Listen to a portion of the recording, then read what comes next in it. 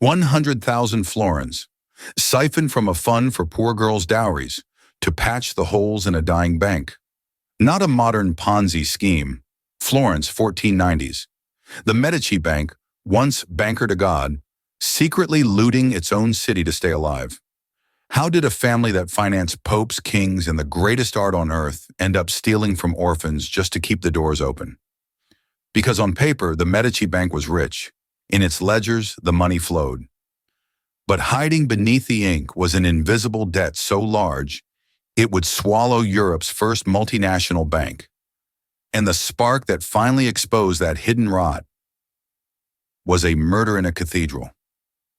You're about to see how a family of merchants hacked God's financial rules, turned paper promises into real power, then let arrogance and complacency hollow out their empire. We'll follow 3 questions. Who actually had the money as the Medici rose and fell? What invisible debt, moral, political, and mathematical, was silently building up behind those elegant ledgers? And what black swan event shattered trust so completely that the Medici machine collapsed in just a few furious years? Picture Florence in the early 1400s. Narrow streets thick with the smell of wool dye and tanned leather. Church bells over a compact, restless city. Above it, an unfinished dome hangs over Santa Maria del Fiore, waiting for someone bold enough to build it and someone rich enough to pay. The builder will be Brunelleschi. The banker is Giovanni di Bici de' Medici. Giovanni is not a prince. He's a quiet, sharp-eyed merchant from a modest clan. And he lives with one brutal truth. In Christian Europe, banking is officially a sin. The church calls it usury. Charging interest on a loan is theft from God. Time belongs to God alone. If you make money by selling time, 30 days, 90 days, you're profiting from something that isn't yours. The punishments are severe. Excommunication, no Christian burial, your fortune seized after death. Dante has already burned the fear into Florence's mind. The usurer in hell, faceless on burning sand, known only by the money pouch with his family crest. And yet everyone needs credit. Merchants need capital to buy English wool and sell cloth in Flanders. Princes need cash to hire soldiers. Even the church needs somebody to collect tithes in London and deliver them safely to Rome. The ban on interest is absolute in theory. In practice, it's a wall full of cracks. Giovanni decides to slip through one. He notices something simple. The church hates lending at interest, but currency exchange, that's allowed. Moving value from Florence to London is work. Currencies fluctuate. There's risk. A fee makes sense. So Giovanni does not lend you 1,000 florins. He buys from you a bill of exchange. Here's the trick. A Florentine cloth merchant needs money to buy wool. He goes to the Medici Bank and walks out with 1,000 florins. He doesn't sign, "I'll repay 100 florins in 6 months." Instead, he writes a bill of exchange to his agent in London, ordering that agent to pay the Medici London branch a certain amount in English currency 90 days from now. On the surface, this is just currency conversion. Underneath, the exchange rate is rigged. If a fair rate is 1 florin for 40 pence, the Medici might record it as 44 pence. Same 1,000 florins, but now they're owed 44,000 pence in London instead of 40,000. That 4,000 pence difference is interest disguised as exchange. In London, the Medici don't haul silver back. They write another bill, selling those pounds to a merchant who needs English money there, and florins in Florence. That second rate is nudged again. Summarized, the round trip turns 1,000 florins in Florence into something like 1,090 florins a few months later, without a single line on paper labeled interest.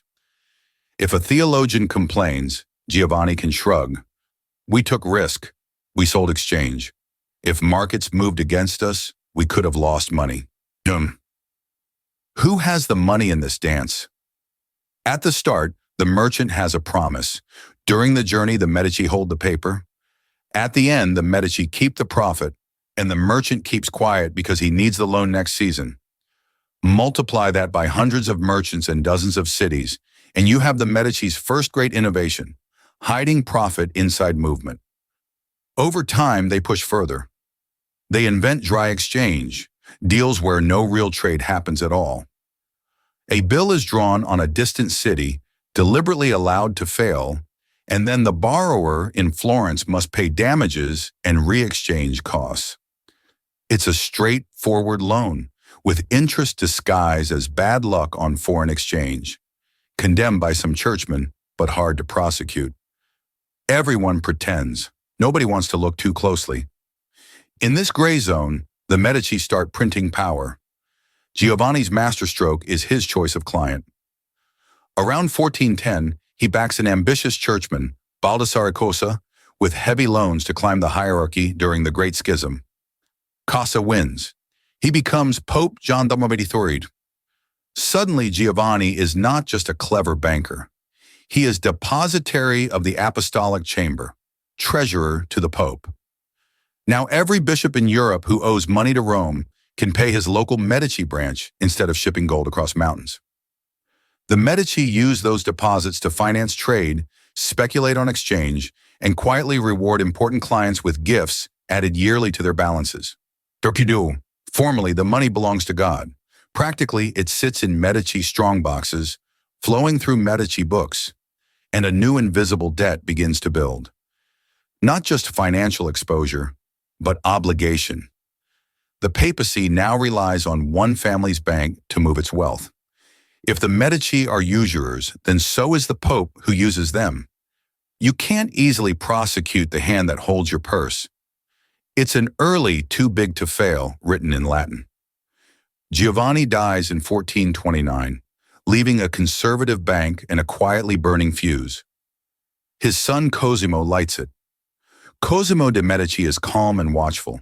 He dresses plainly, reads constantly, and thinks in systems.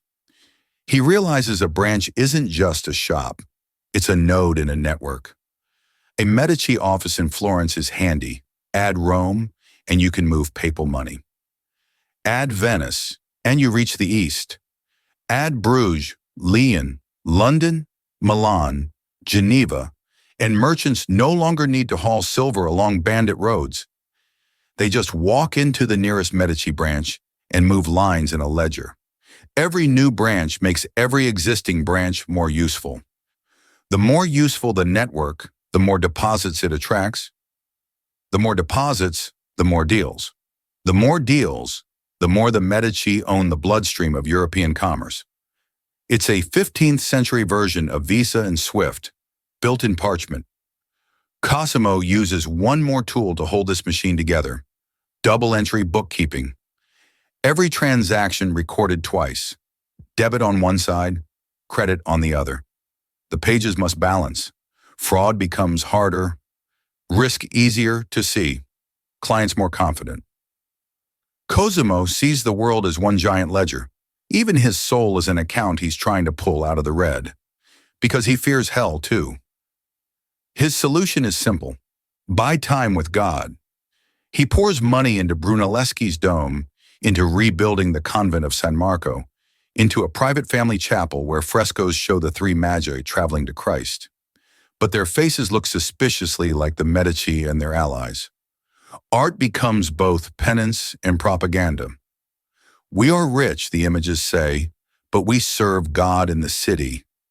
Cosimo dies in 1464. On the surface, everything looks safe. The bank spans Europe. The Pope is still a client. Florence calls Cosimo father of the fatherland. But the machine he built depends on someone like him actually watching the dials. That someone is not his grandson. Lorenzo de' Medici, the Magnificent, grows up in a palace, not a counting house. He's brilliant, poet, diplomat, patron of Botticelli and the teenage Michelangelo, but almost allergic to ledgers and profit and loss. The bank bores him. The smell of the shop is beneath him. So he hands day-to-day power to managers like Francesco Sassetti and in Bruges, Tommaso Portinari. These men know the books. They also see something else. The young prince does not want to hear bad news. At the same time, The core rule Cosimo drilled into his partners begins to blur. Never lend to princes. You can't sue a king. In London, the Medici branch extends huge credit lines to Edward IV during the Wars of the Roses. When the fighting stops, Edward simply doesn't repay. The London branch is ruined. In Bruges, Tommaso Portinari wants to live like the dukes he serves. To keep up, he shreds the rule book and starts courting royal clients. He loans vast sums to Charles the Bold of Burgundy, more than twice his branch's capital. Charles dies in battle in 1477, his body stripped on a frozen field, his debts effectively dead with him. Portinari keeps going, lending heavily to Maximilian of Austria. Payments falter, the exposure remains. Two key foreign branches are now financial black holes. The prudent response would be brutal and honest. Shut them, write off the losses, and survive smaller. Lorenzo refuses. He and Sassetti start hiding the losses inside the internal accounts, shuffling numbers between branches, using papal funds and Florentine deposits to plug overseas holes, pretending. Profitable branches are drained to keep failed ones alive. Fake entries keep partners and clients calm. Branch managers notice. If they make big profits, they're heroes. If they make catastrophic losses, Florence quietly absorbs the damage. Nobody personally ruined. Moral hazard seeps in. The question, who has the money, no longer has a clean answer. The Pope thinks he does. Florentine nobles think they do. Rich widows and English merchants think their deposits are safe. But those florins have been lent and lost many times over. By the late 1470s, the Medici Bank is still impressive on the outside. Inside, it's cracked. Then on April 26, 1478, the Black Swan arrives. Easter Sunday, High Mass in Florence's cathedral. Incense in the air, choir singing, thousands of eyes on the altar. Lorenzo and his younger brother Giuliano kneel among the worshippers. At the moment of the elevation of the host, when the priest lifts the consecrated bread, steel flashes. Assassins stab Giuliano 19 times. He collapses in a welter of blood on the cathedral floor. Lorenzo is slashed across the neck. He staggers back, fighting for his life. Friends and bodyguards bundle him into the sacristy and barricade the doors as panic erupts. This is the papacy conspiracy. Behind it, the papacy, a rival banking family. Angry nobles, and astonishingly, Pope Sixtus IV. Why the Pope? Because Lorenzo had refused to finance Sixtus's purchase of the town of Imola for a nephew. In response, Sixtus backed the plot to kill him, then when it failed, hit him where it hurt most. He excommunicated Lorenzo, cut Florence off with an interdict, stripped the Medici of the papal accounts, and seized their assets wherever papal lawyers could reach. The Roman branch, which had generated more than half the bank's profits, vanishes almost overnight. The invisible debt is still there. The political shield that made it survivable disappears. From 1478 onward, the Medici Bank is a wounded beast. Lorenzo responds not by shrinking, but by shining brighter. He doubles down on his role as cultural and political prince, hosting philosophers, nurturing artists, playing power politics across Italy. And to pay for everything, including his bank's hidden losses, he commits the act we opened with. He raids the Monte delle Doti, the public dowry fund where fathers deposit money to secure their daughters' futures. Quietly, he withdraws over 100,000 florins. He is now not just hiding losses from partners. He is borrowing from the next generation of Florentine brides without their consent. Another layer of invisible debt, brutally literal. By the time Lorenzo dies in 1492, at just 43, his legend is intact. The magnificent, patron of humanism, protector of Florence. But the bank he leaves his son, Piero, is an empty shell lined with IOUs nobody wants to face. 2 years later, the final shock hits. Across the Alps comes Charles VIII of France, leading an army into Italy in 1494, claiming a throne in Naples and marching straight through Tuscany. Florence panics. Piero, inexperienced and scared, rushes to negotiate and surrenders everything Charles demands: fortresses, cash, political concessions, without a fight. When he returns, Florentines pour into the streets, furious. This is not the hard, calculating leadership they tolerated Cosimo and Lorenzo for. This is humiliation. Into this anger steps a gaunt Dominican friar with burning eyes, Girolamo Savonarola. He preaches that Florence is corrupt, that Medici art is vanity, and their banking a sin that has summoned God's wrath. To a city reeling from invasion and rumors of Medici insolvency, he sounds like a prophet. He calls the French army God's punishment and singles out the Medici as the symbol of everything rotten. The people believe him. Piero flees. The Medici palazzo is stormed. The central bank office is looted. Branches abroad close or quietly scrub the Medici name from their doors.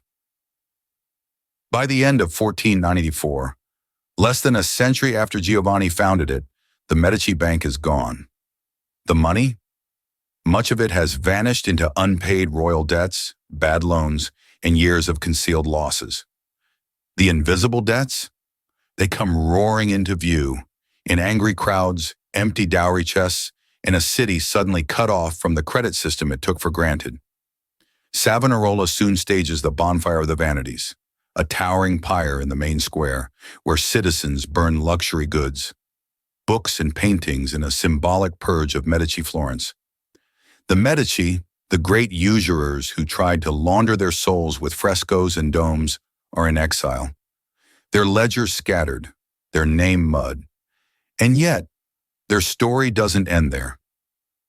In the Florentine State Archives today, miles of shelving hold their surviving papers: letters, account books, the libri segreti, the secret books. Open one ledger and you feel the weight. Thick rag paper bound in vellum, held shut with fading leather ties. Inside, in rapid mercantile script, is the skeleton of our modern financial world. Double-entry accounts, bills of exchange, and a web of networked branches moving value with ink instead of wagons. The Medici Bank is dead. Its methods survive as the bloodstream of global finance. And the family?